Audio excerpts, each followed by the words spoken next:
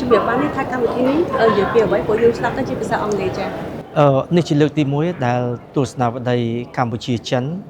បានរៀបចំនៅវេទិកាពិភាក្សាជាមួយនឹងអ្នកជំនាញដែលគាត់ជឿមកពីក្រសួងការបរទេសជាខាង Think Tank ជាវិជាឋានស្រាវជ្រាវហើយនឹងយុវជនដើម្បីបញ្ចេញទស្សនៈការយល់ឃើញពីការវិវត្តចុងក្រោយរបស់ពិភពលោកហើយនៅក្នុងតំបន់ហើយកម្ពុជាយើងគួរទៅផ្លូវណា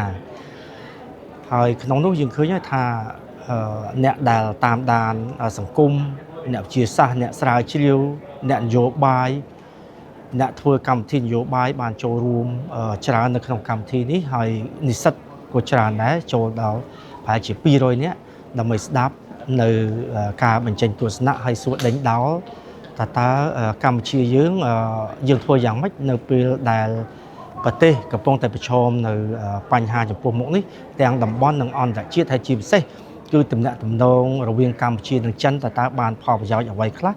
នៅពេលដែលចិនហើយនិងសហរដ្ឋអាមេរិកក៏កំពុងតែប្រឈមមុខដាក់គ្នាបើទោះបីជាមានការជួបគ្នាថ្មីរវាងប្រធានាធិបតីត្រាំហើយនិងប្រធានាធិបតីចិនលោកស៊ីជីនពីងក៏ដោយវាគឺជាមហាអំណាចធំពីរនៅតែបន្តប្រឈមមុខដាក់គ្នាហើយជាពិសេសនៅក្នុងសម័យលោកដូណាល់ត្រាំនេះតែម្ដងហើយកម្ពុជាយើងក៏កំពុងប្រឈមនៅពីសកម្មភាពរបស់ទាហានថៃហើយនិងពីប្រទេសធំជាងយើងគឺប្រទេសថៃដែលកំពុងតែធ្វើទុកបុកម្នេញដល់ប្រទេសកម្ពុជានេះអញ្ចឹងគឺជាកត្តាសំខាន់ណាស់ដែលបញ្ញវន្តដែលអ្នកស្រាវជ្រាវលោកបញ្ចេញទស្សនៈតាមការស្រាវជ្រាវតាមការយល់ឃើញរបស់វាគ្មិនទាំងអស់នោះដើម្បីឲ្យយុវជនបានដឹងហើយគួររៀនសូត្រនឹងដើរទៅផ្លូវណាសម្រាប់កម្ពុជាជាពិសេសគឺយុវជននឹងតែម្ដងដែលគាត់មានផ្លូវដើរទៅមុខឆ្ងាយយើងឃើញថាកម្ពុជាបានត្រៀមក្លាយទៅជាប្រទេសដែលមានប្រាក់ចំណូលខ្ពស់នៅឆ្នាំ2050ហើយសម្រាប់ពួកយើងខ្ញុំដែលមានវ័យជាងកន្លះទសវត្សរ៍នេះយើងរងចាំមើលពីនេះទៅវាជាប់24ឆ្នាំទៀតបាទដូច្នេះជាការលំបាកមួយសម្រាប់យើងដែលយើងដឹងតែចាស់ហើយក្មេងៗមិនដឹងមិនកើតទេដូច្នេះត្រូវការចែករំលែកដល់ពួកគាត់ឲ្យបានដឹងផងដែរឲ្យគាត់ត្រៀមខ្លួនធ្វើយ៉ាងណាដើម្បីកសាងប្រទេសឲ្យបានខ្លាំងក្លាទៅមុខការជំនួបរបស់ត្រាំជាមួយនឹងលោកស៊ីនេះអាចជួយឲ្យប្រទេសកម្ពុជានិងពិភពលោកពិសេសនៅបច្ចុប្បន្នចា៎ជំនួប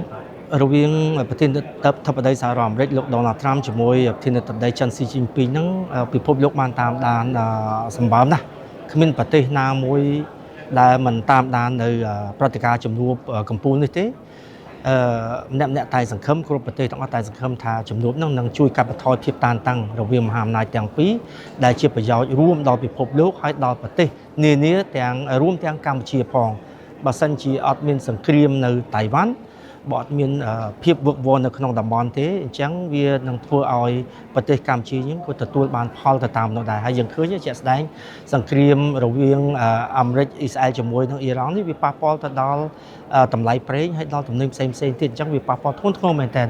ដូច្នេះបញ្ហាសង្គ្រាមការបង្កភាពតានតឹងពីប្រទេសជិតខាងមកកម្ពុជាសុទ្ធតែជាបញ្ហាស្មុគស្មាញហើយបង្កការលំបាកដល់ប្រទេសកម្ពុជាចុះក្រុមសារវិទ្យាដែលបងនឹងចែករំលែកនៅក្នុងវេទិកាវេទិកានេះមែនតើទៅគឺមានការចែកម្លែកពីវាគ្មិនទាំងអស់តាក់ទងទៅនឹង